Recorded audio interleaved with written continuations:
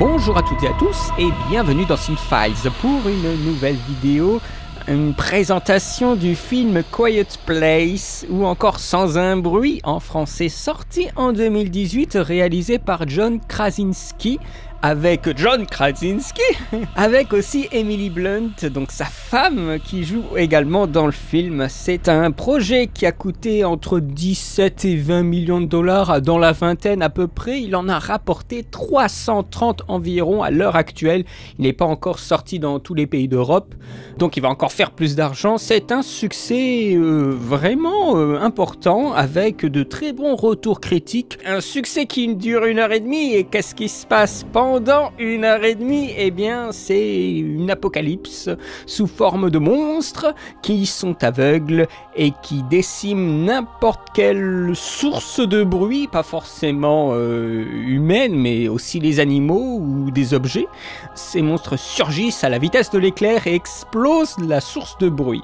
Donc, l'humanité, après avoir subi des ravages, vit coupée les uns des autres et incapable de communiquer autrement que par le langage des signes. Et le récit va se refermer sur le destin d'une famille qui va subir aussi ces monstres et dans diverses situations essayer de s'en sortir en faisant le moins de bruit possible. C'est pas un synopsis qui déchire, mais l'idée est intéressante. Je vais un peu aller dans tous les sens, je vous préviens, donc vaut mieux avoir vu le film avant d'écouter ma vidéo. Si vous voulez un avis synthétique, le film est plutôt efficace. Il y a des scènes de tension qui fonctionnent. Je ne pense pas qu'elle fonctionne une deuxième fois, enfin ça a été mon cas, je l'ai vu une première fois, c'était très réussi, la deuxième fois ça a beaucoup moins marché, j'ai été un peu désenchanté par plein de petits aspects. Le film fonctionne en général, mais c'est dans le détail qu'il y a des choses qui ne vont pas, et bien sûr si on essaye de prendre un peu de recul sur ce qui se passe, sur certains éléments, eh bien on se rend compte que le film il est assez mal écrit, et que certaines situations auraient pu être mieux amenées ou pas amenées d'une façon aussi artificielle et conne. Encore on retrouve ce syndrome des personnages crétins. Malheureusement, j'en suis désolé, mais le film dans les situations de tension est réussi. Le concept est à mon sens fragile. Dans ce monde, les moyens de communication sont détruits et les monstres tuent au moindre bruit, donc la moindre erreur sonore, c'est la mort. John Krasinski était sensible au projet, puisqu'il venait d'être papa une seconde fois, donc avoir l'histoire d'une famille qui va survivre, et bien sûr, alors je sais pas du coup si l'histoire de la femme enceinte, il l'a rajouté lui, ou si ça venait des traitements précédents. Ça, j'en sais rien. Mais je pense que, à la vue du sujet, il voyait le potentiel pour être investi. Et quel investissement! Producteur, acteur, réalisateur dans le film. C'est une base d'écriture qui a été prévue dans les premières installations pour, encore une fois, finalement ce sera la franchise poubelle, Cloverfield. Ça avait été normalement prévu pour être un film Cloverfield. Mais après, les fondateurs du projet et Krasinski, ils se sont dit que c'était peut-être un peu abusé et que le film devait avoir sa propre identité. Vous savez, la folie des sagas.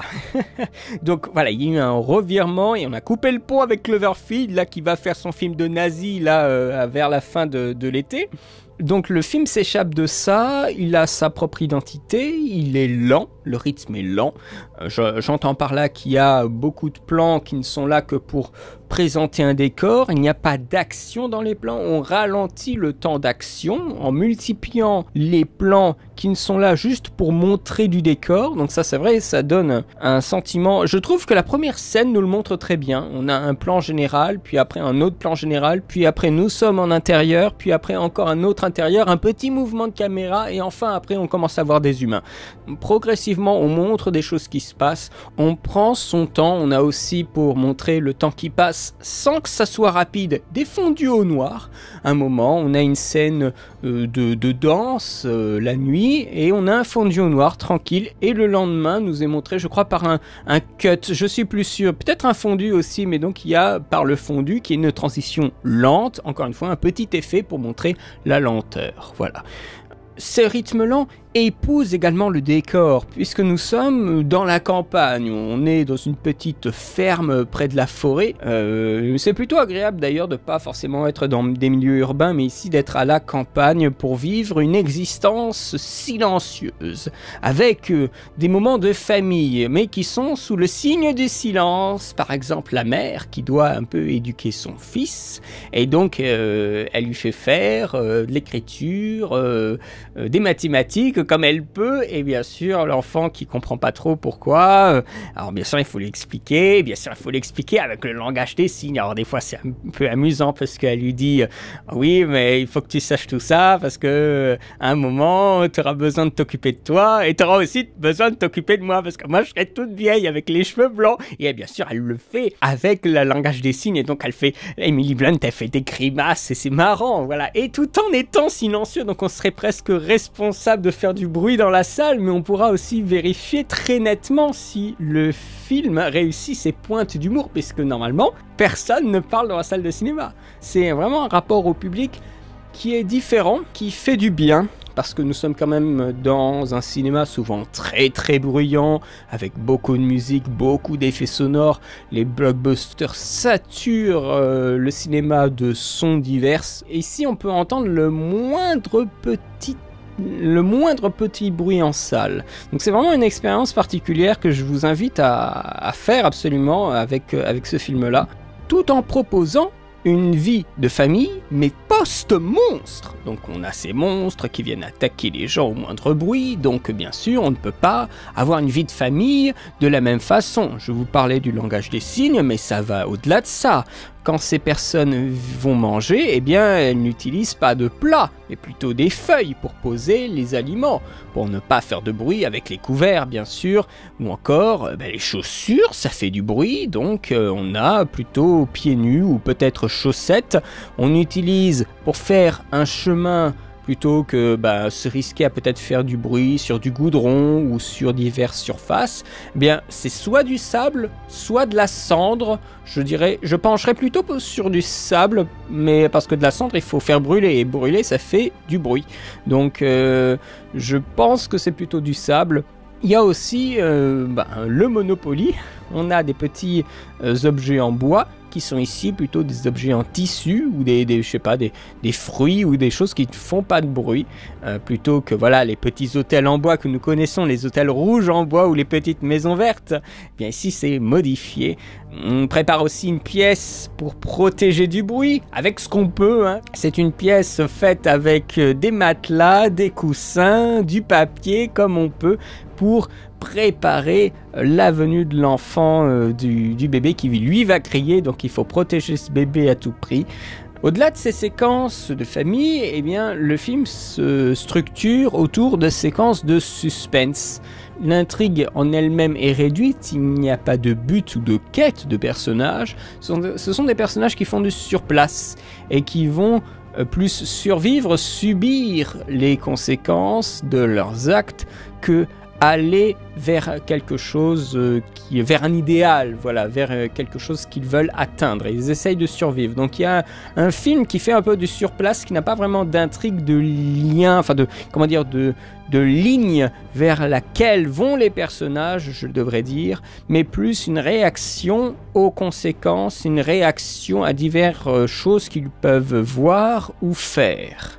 Étant donné sa petite durée, on est de moins en moins habitué à regarder des films de 1h30, hein, c'est vrai. Eh bien, le film, il ne déborde pas. C'est-à-dire que nous ne connaissons pas ce qui se passe hors de la famille.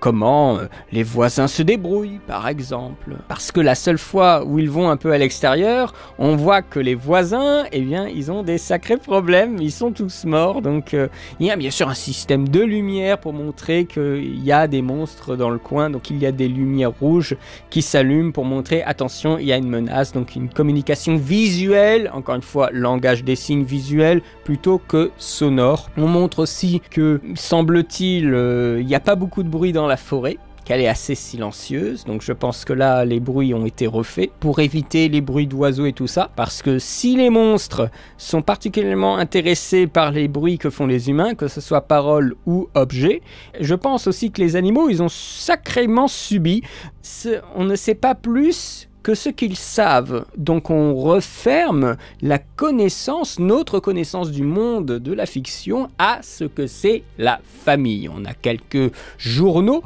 qui vont nous indiquer des choses importantes pour le spectateur, un peu où on est le monde, hein, le monde va mal, on n'en sait pas plus. On ne sait pas si on a trouvé une solution, si d'autres créatures ont été éradiquées, on ne sait pas. Donc finalement, on ne sait pas, peut-être que c'est qu'en campagne qu'il y a eu de graves problèmes et que finalement dans pas mal d'états des États-Unis, l'armée a repris le dessus, parce que oui, l'armée s'est fait complètement démolir, mais alors c'est un truc de fou, l'armée s'est fait démolir, mais Emily Blunt, elle arrive à tuer le monstre avec un fusil, hein, voilà, là il n'y a pas de problème, hein. Donc les mecs qui ont des drones, des tanks, des missiles et tout ça, des trucs à tête chercheuse, infrarouge, et un armement qu'on n'imagine même pas, et bien eux ils se font péter par les créatures, hein. Oh là là, mais ça voilà, vous savez, des petites absurdités comme ça. Aucune communication de la part de recherche scientifique pour neutraliser la créature, aucun scientifique n'a pensé aux ultrasons.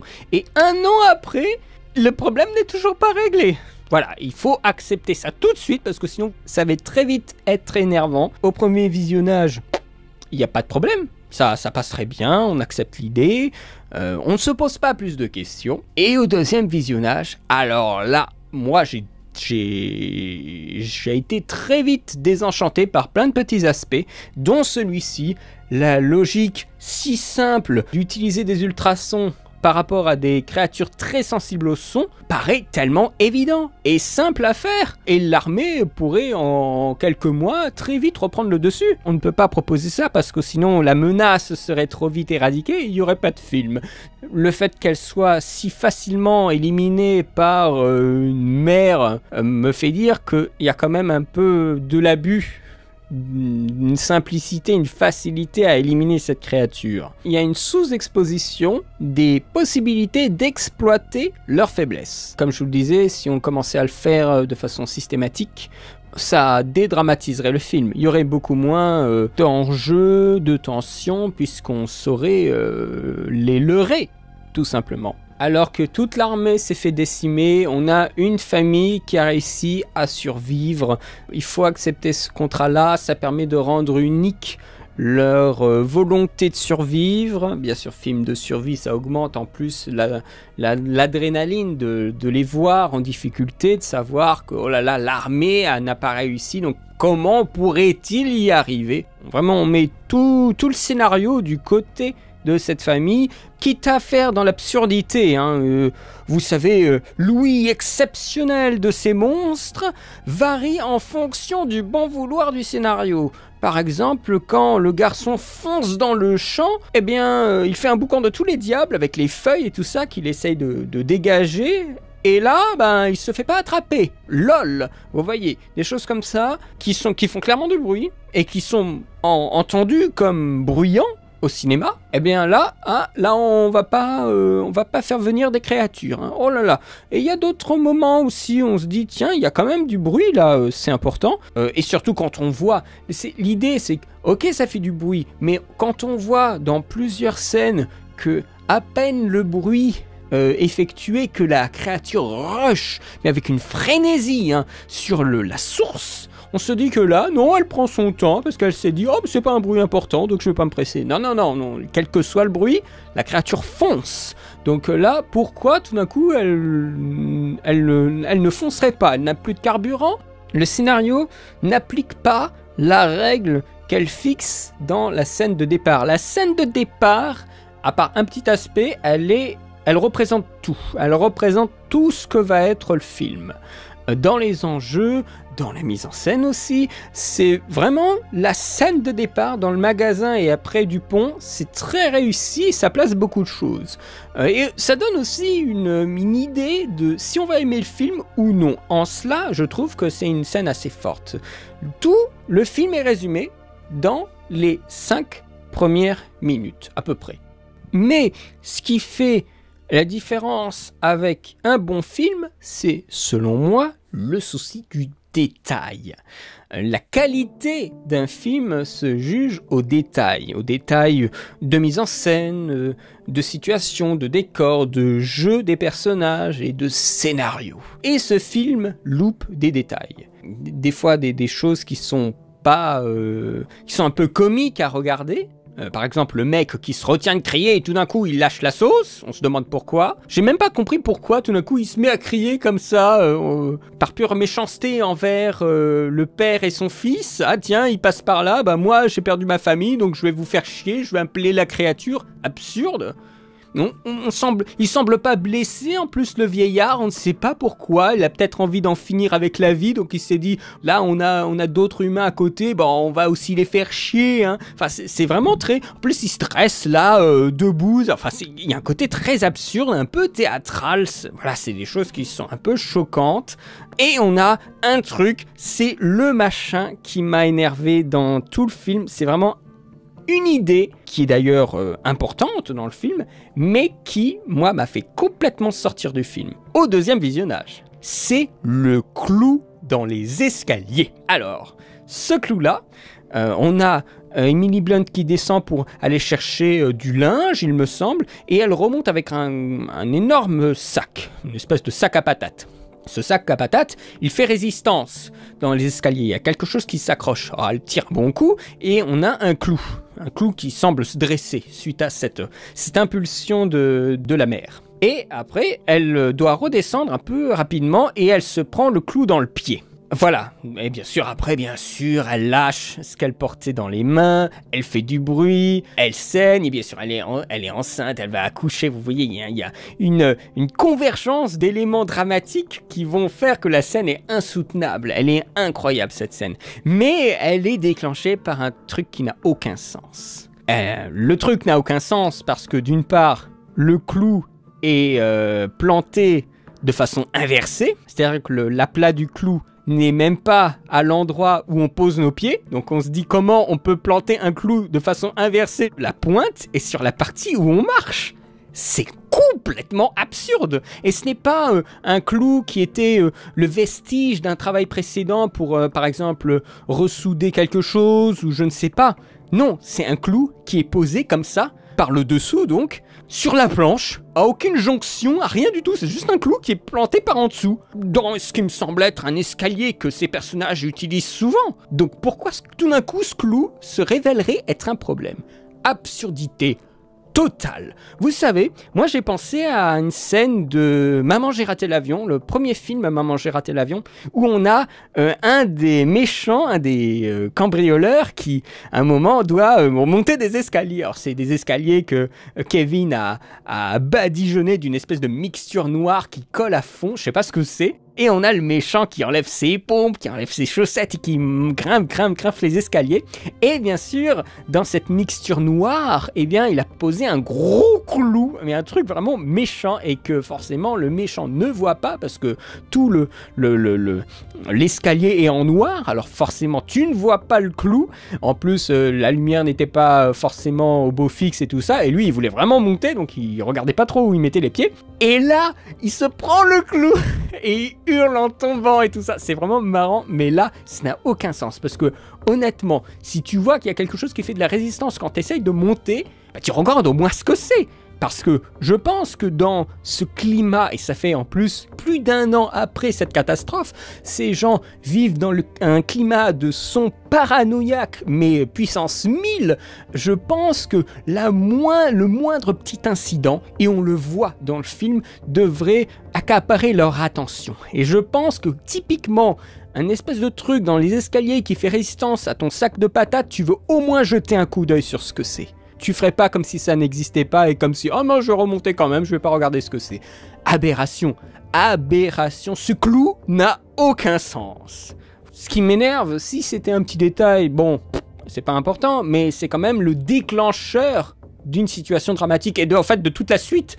C'est un déclencheur qui est très mal écrit. Il y a aussi d'autres choses dans le récit qui sont un peu similaires à ce clou-là, à cette gratuité, à ce Deus Ex Machina. C'est un clou Deus Ex Machina. Et je vous en parlerai de quelques aspects. Je ne vais pas commencer à faire une liste de choses qui ne vont pas, c'est pas vraiment mon genre. Mais là, étant donné que c'est quand même un ressort dramatique, C'est important de le mentionner, de mentionner l'absurdité de cette situation, alors que ça aurait pu être évité, je pense, assez facilement. Avec tout ça, on parle quand même d'une famille dans le film. Le thème du film serait la famille, même si j'ai eu quelques relectures religieuses du film dans certaines critiques américaines, avec la naissance de l'enfant, l'acte de sacrifice du père à la fin. Donc oui, le père se sacrifie à la fin pour libérer les enfants du danger. Bon, ce sont des lectures qui m'échappent un petit peu, je n'ai pas lu la Bible, mais c'est aussi, je voulais vous le mentionner quand même à tout hasard, parce qu'il y a peut-être quelques pistes christiques,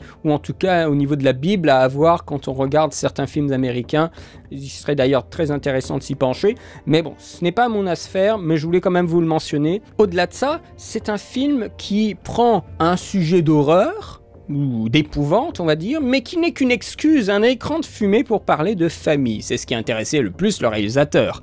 Un petit peu comme, j'ai envie de dire, Mr Babadook, qui pour le coup, lui, était vraiment réussi en termes d'horreur. Il était vraiment terrifiant et très malaisant. Il y avait quelque chose d'assez horrible sur le rôle des parents. Nous avons des parents qui sont anxieux, qui essayent de garder leurs enfants en sécurité. Vous savez, dans ce monde terrifiant qui plus est américain, où il y a des prises d'otages, des massacres, des suicides et le terrorisme, eh bien, il y a une peur aussi, une peur pour les enfants, et bien sûr, les enfants attendent aussi de leurs parents qui les protègent, donc les parents doivent se montrer forts constamment. Il y a donc aussi une peur d'exprimer la douleur de la part des parents. Vous savez, le parent ne pleure pas parce que le parent doit se montrer fort, parce qu'il doit montrer l'exemple aux enfants. Et on le voit, par exemple, quand ils sont près de la rivière, eh bien, il y a l'enfant qui est terrorisé parce que le père, il a loupé le poisson et le poisson, il a fait du bruit. Et il y a le père qui essaie vraiment de le calmer. Après, sous la chute d'eau aussi. On a vraiment l'enfant, le garçon, il joue même un peu trop la peur. Et le père, il essaie de le calmer, qu'il y a possibilité d'avoir des moments où on peut parler, des moments où de bruit a moins d'importance puisque le bruit de l'eau couvre leurs paroles. Et nous sommes ici dans le cas même extrême où les parents doivent surprotéger leurs enfants. Il y a un travail sur ces parents qui feraient n'importe quoi pour garder leurs enfants en vie, quitte à mettre un bébé dans un cercueil. Alors, ça, c'est terrifiant. C'est pas une boîte à chaussures, parce que sinon c'est les chaussures d'un géant, hein. C'est vraiment une énorme boîte, et dans lequel ils mettent le bébé et referment le couvercle. Enfin, vous êtes un bébé, vous voulez voir vos parents et vous les verrez jamais. C'est terrifiant, c'est vraiment terrifiant. Mais c'est une façon de protéger, de trop les protéger, parce que la menace est incroyable. Et ça empêche, du coup, d'expérimenter des situations de peur.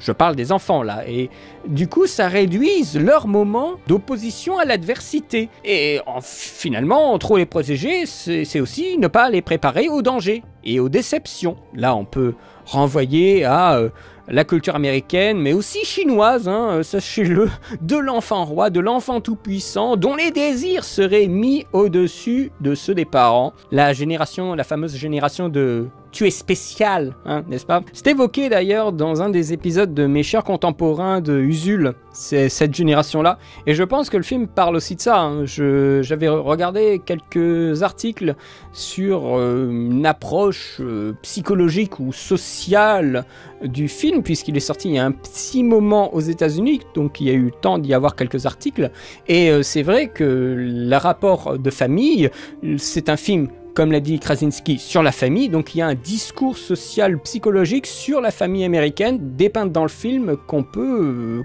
disséquer. Alors forcément ça peut peut-être nous échapper à nous les Français, mais en attendant le cas existe aux États-Unis. Donc je voulais un petit peu rapidement vous le mentionner, quelques pistes que j'ai pu trouver sur les articles, mais c'est un rapport qui est intéressant. Alors je ne serai pas en train de dire que oui, alors c'est la même chose que Get Out de Jordan Peele, il y a un discours discours social et tout ça. Oui, le film d'horreur a toujours eu un discours social, hein. C'est pas nouveau, hein. C'est pas Get Out qui l'a inventé, hein.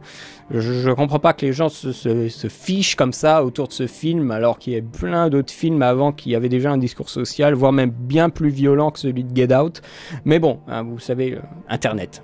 Mais parce que je l'ai vu dans beaucoup d'articles, en fait, cités, parce que tout d'un coup, c'est un succès, donc c'est le même succès, et c'est surtout aussi les mêmes ficelles que Get Out. Non, c'est pas le même succès. Ce ne sont peut-être pas les mêmes personnes, et pas les mêmes attentes, et peut-être pas les mêmes ressorts dans le film qui font fonctionner son projet. Je pense qu'il faut aussi ne pas forcément se ruer sur des comparaisons parce que certains films qui sont dans la même catégorie font le même succès, que c'est forcément pour les mêmes raisons. C'est un film de personnages et c'est un film recentré sur le destin de cette famille. On n'est pas passif, on est avec eux. En plus, il y a un côté très chaleureux entre John Krasinski et Emily Blunt, puisqu'ils sont mariés dans la vraie vie. Ils jouent très très bien. Il y a une sorte de projection d'eux-mêmes, parce qu'ils sont parents, et là ils sont parents à l'extrême. Ils font des projections d'eux-mêmes parents sur des acteurs, à travers aussi le langage des signes. On a le père qui, d'après ce que j'avais lu, a des gestes plus bref, il parle de façon concise, et la mère prend plus de temps pour s'exprimer. Donc on a aussi deux tempéraments qui sont différents, qui sont toujours là pour rassurer ou protéger les enfants. On a l'actrice sourde à un moment, donc une actrice qui joue la fille, qui est sourde en vrai, et donc elle a les réactions les plus naturelles pour une sourde, pour quelqu'un qui va utiliser le langage des signes. Et quand elle se fâche, eh bien on a une vraie réaction de quelqu'un qui n'entend pas, plutôt qu'une actrice qui jouerait la sourde qui se fâche, et qui aurait abusé de son langage corporel. C'est là où je trouve l'avoir casté cette actrice, eh bien c'est une idée de génie parce que toute la famille, tout le casting se met au diapason de son handicap. Et ça donne vraiment une vraie réussite dans certaines scènes. La sourde ne sait pas qu'elle fait du bruit. Donc il y a des enjeux dramatiques intéressants, notamment dans le champ la nuit où elle est en train d'essayer de chercher son petit frère. Et elle se rend pas compte du tout qu'il y a la créature derrière elle et on a le bruit qui est coupé. On n'a pas de son et on a la créature qui avance derrière et c'est assez délicieux à voir. On épouse vraiment l'expérience sonore de, je crois, elle s'appelle Regan. Les enfants jouent très bien. À part peut-être le tout petit au début du film, qui des fois a un air un peu ahuri, il sait pas trop ce qu'il fait là, mais ce n'est pas très grave. Les deux enfants, le fils qui survit et la fille Regan, donc ils sont tous les deux très très bien, ils arrivent très bien à épouser cette optique du silencieux, mais on a encore, et j'en suis désolé, c'est comme l'histoire du clou, des décisions qui sont bêtes, des décisions qui ne sont pas logiques. Par exemple, pourquoi Regan donne le jouet au petit et ne garde pas les piles pour elle? Parce que dans l'endroit où ils vivent, dans cette ferme, il y a forcément des objets qui nécessitent des piles. Ah, pourquoi elle donne pas la fusée au petit et elle prend les piles pour elle? Parce qu'après elle va les donner au père qui en trouvera peut-être des utilités dans son atelier. Non, elle laisse les piles à côté, elle se barre, et t'as bien sûr le petit après qui va prendre les piles. Eh ben oui! Qu'est-ce que c'est con là? Et de se barrer comme ça et ne pas l'attendre par exemple, tout simplement. Voilà, parce qu'il faut que l'enfant il récupère en secret la fusée, le petit jouet, et qu'il prenne les piles sans être vu. Vous voyez, il y a une espèce d'élan dramatique raté, parce que c'est trop voyant, parce que ce n'est pas logique dans le monde où ils sont, qu'il y a eu un petit problème de projection, de logique de personnage dans le monde où il serait, un monde où on protège, on surprotège et on se surprotège, donc on enlève toute possibilité de faire du bruit, donc on enlève les piles à côté du jouet. Tu lui donnes le jouet, tu prends les piles, c'est une source d'énergie. Franchement, il n'y a aucune logique à ne pas faire cela. Même idiotie de savoir pertinemment que c'est dangereux de faire du bruit et avoir un enfant. Comme le clou, comme les batteries, ça permet d'avoir des situations de tension. c'est clairement faire acte d'une grande cruauté envers l'enfant. Après, on peut se dire que oui, ils avaient envie de faire l'amour, mais il n'y avait pas de capote, alors blablabla, mais voilà, là on va trop loin, bien sûr, dans ce que veut nous cacher le scénario, les logiques internes au scénario, et que bien sûr le film ne veut pas qu'on sache ou ne veut pas qu'on voit, et là ça fout le malaise quoi. Je trouve que vraiment le film, quelle logique aussi il y a à laisser le petit fermer la marche. Tu le mets entre les parents ou entre la plus grande des filles et la mère, mais tu le mets pas à la fin. Mais quel crétin, vraiment, voilà. Des situations où les familles font des choix complètement idiots, mais à chaque fois, ce sont des choix qui sont ultra crétins, mais qui sont là pour lancer des actions dramatiques ou des situations de tension. Mais ça veut dire aussi que c'est une mauvaise écriture. Je peux pas considérer ce film comme bon parce qu'il y a des problèmes d'écriture graves. Les lancements de situations intéressantes et palpitantes sont mauvais, tout simplement. Les créatures, quant à elles, eh bien, je trouve qu'elles n'ont rien de nouveau par rapport à leur design. On dirait un mix entre Cloverfield et une tête, comme j'ai pu le lire dans des critiques, une tête de Venom pour la mâchoire. Elles ont été faites par ILM, elles sont quand même de qualité, elles ont des immenses tympans qui s'ouvrent d'un coup et on peut voir vraiment à l'intérieur, c'est assez impressionnant, c'est assez visqueux, dégueulasse. On ne sait pas trop d'où elles viennent ces créatures et c'est peut-être très bien comme ça. Est-ce que ce sont des aliens, des créatures fantastiques, des créatures fabriquées? On n'en sait rien, on nous laisse dans le flou. Encore une fois, nous épousons le point de vue de cette famille et donc on n'a pas plus d'informations que cela sur la menace. On ne montre pas trop les créatures non plus. À la fin, on n'est pas avare en images, mais leur apparence nous est progressivement dévoilée. D'abord fragmentation, vue en plan d'ensemble à travers les branches d'arbres, des petits bouts par-ci par-là, le son également, et plus tard nous l'avons totalement révélé. La réalisation est plutôt efficace. C'est très bon de la part de quelqu'un qui n'est pas forcément un réalisateur, il est plus connu pour être un acteur. John Krasinski est d'abord acteur avant d'être un réalisateur. Mais ce n'est pas son premier film, je tiens à le signaler. C'est quelqu'un qui s'est fait connaître, je crois, dans The Office. Je ne connais pas, je crois que c'est une série humoristique. Mais moi, je l'ai connu avec le film de Michael Bay, 13 Hours, que j'ai adoré. Et ici, je pense qu'il a été très bien conseillé. Comme je vous le disais avant, la première séquence, moi je la trouve très efficace. On a voilà ce magasin où il y a toute la famille qui s'est réunie pour faire des emplettes et tout d'un coup on a le plus petit des enfants qui rapporte quelque chose et on a le parent absolument terrifié, mais c'est quelque chose que nous ne voyons pas puisque l'enfant est dos à la caméra. Il y a un suspense sur ce qu'il détient entre les mains et on ne sait pas du tout ce que c'est et la caméra va nous le montrer doucement. Il y a le père qui va prendre l'objet, un peu le montrer à la caméra en quelque sorte. C'est un petit jouet, un vaisseau qui fait éventuellement du bruit avec des lumières. Un simple jouet est devenu une source de suspense, de tension. Ça, c'est très réussi. Surtout le dévoilement. On ne sait pas ce que c'est, mais ça a l'air de leur faire peur. Et tout d'un coup, on nous montre la source progressivement avec un mouvement de caméra, il me semble, ou une coupe de montage et l'acteur qui montre le jouet au spectateur, tout en ayant d'abord une situation dans laquelle on ne comprend pas le danger. Ça, c'est très réussi. On a bien sûr la scène dans le champ, la nuit, avec la fille qui n'entend rien et qui ne sait pas quel monstre derrière, ça c'est aussi très réussi. Et cette séquence générale du début, on commence avec un traumatisme, c'est pour ça que je vous le disais que cette séquence vraiment résume tout le film, un traumatisme qui instaure des règles claires et qui sont vraiment impitoyables. avec cet enfant qui ferme la marche et qui active son petit jouet, et bien sûr après ça fait paniquer le reste, pour imposer justement la menace qui va planer tout au long du film par la suite. On commence avec jour 89, on a cette séquence sous silence, les massacres bien sûr sont aussi passés sous silence, finalement il y a un passé du film qui nous est pas montré.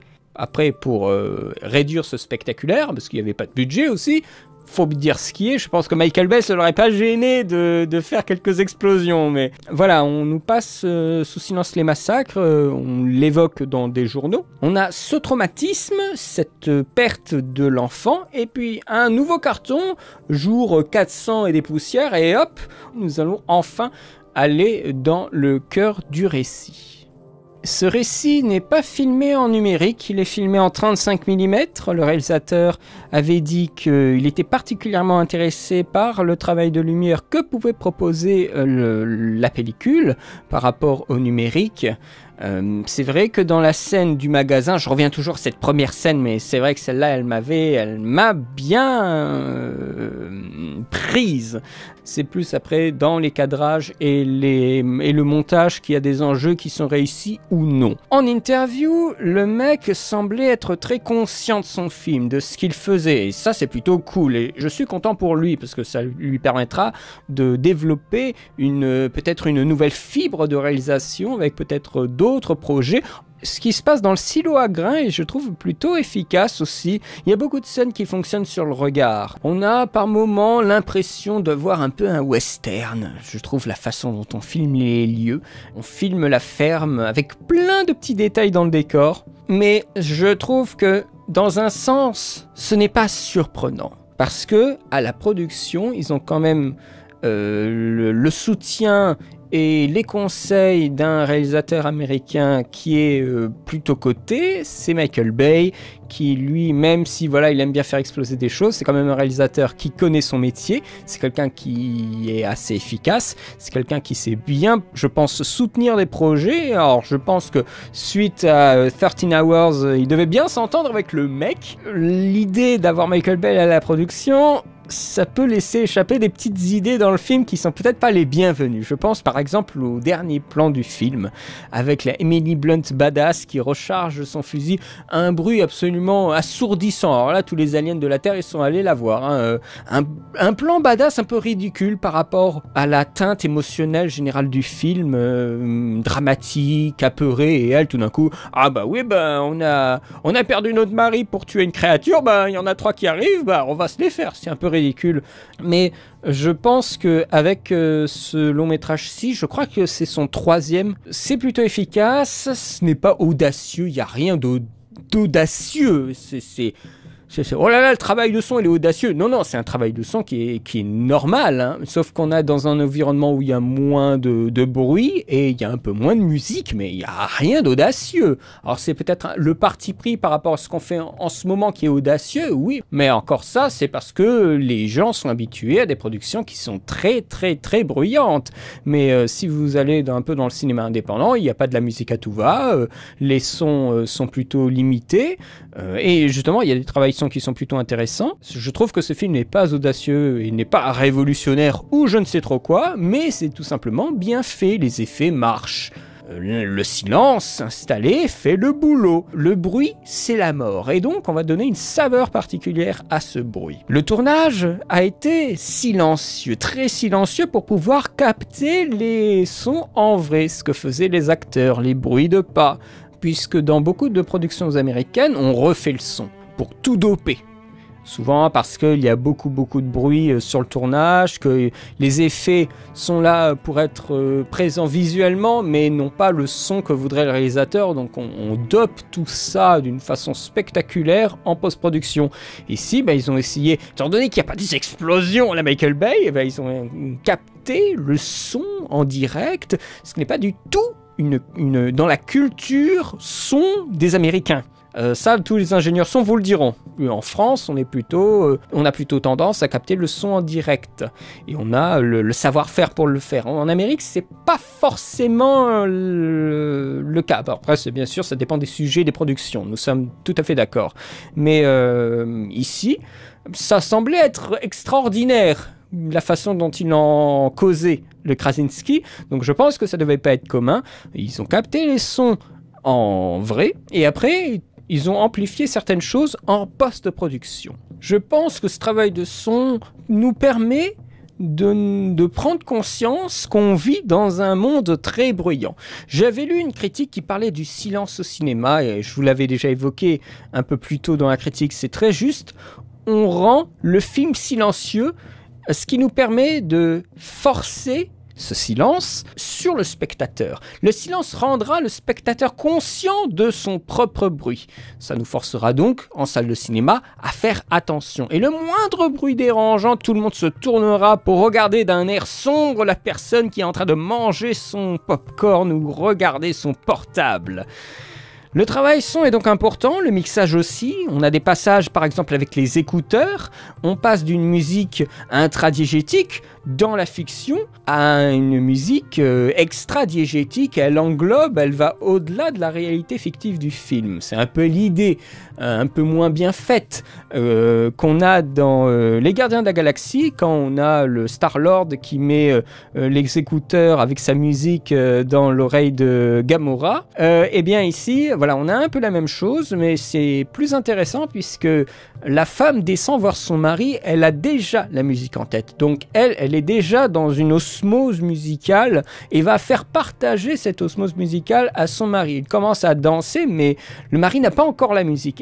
Et elle va faire la démarche de le faire. Donc il y a un côté émotionnel de la part d'Emily Blunt qui est dans un move, on va dire, musical, mais que n'a pas encore le mari, que n'a pas bien sûr le spectateur, parce qu'il n'entend pas ce qu'elle entend.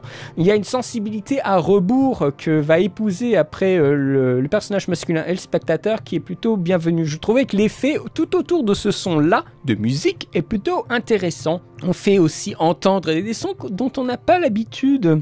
Les bruits de pas, le son d'ambiance tout simplement, la création de bruits, des monstres, des créatures, ça aussi il faut le créer, donc il y a aussi un peu de sound design. Après, le fait que, voilà, il y a Michael Bay, oh là là, Michael Bay, il est un peu nul et tout ça, oui, bien sûr, les Français ils aiment bien taper dessus, mais grâce à son nom, je pense que ça a pu influencer l'arrivée de certaines pointures en termes de son. On a deux gars qui sont des pointures du son. Quand vous regardez leur filmographie, c'est un truc de fou. Eric Hadal, qui a fait les films de Michael Bay, le Godzilla, des films d'action généralement. Alors, souvent, les films d'action en Amérique, c'est des trucs. Alors, le son, les sons dans les films d'action sont les plus travaillés.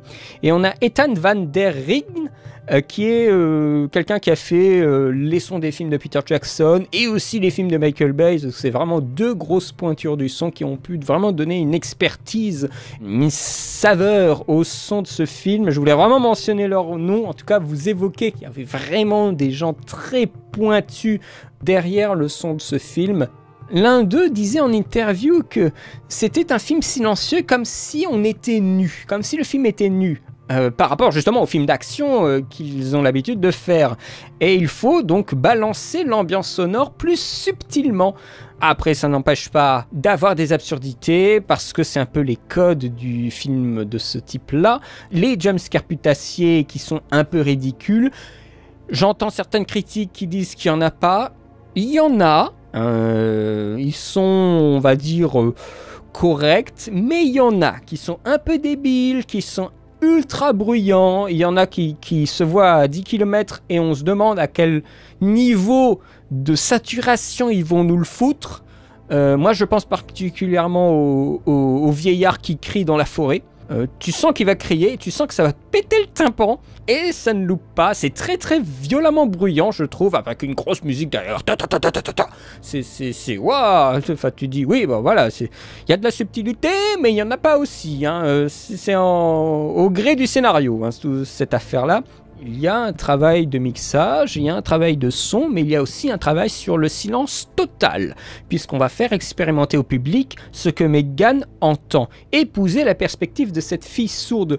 Le son a été coupé complètement pour des moments où on est avec la fille. Et c'est une idée sonore très efficace. À chaque moment qu'ils le font, c'est vraiment... ça coupe la chic. Moi, je trouvais que c'était une idée bien mentionnée pour forcer aussi la concentration sur le visuel. On a une idée toute bête.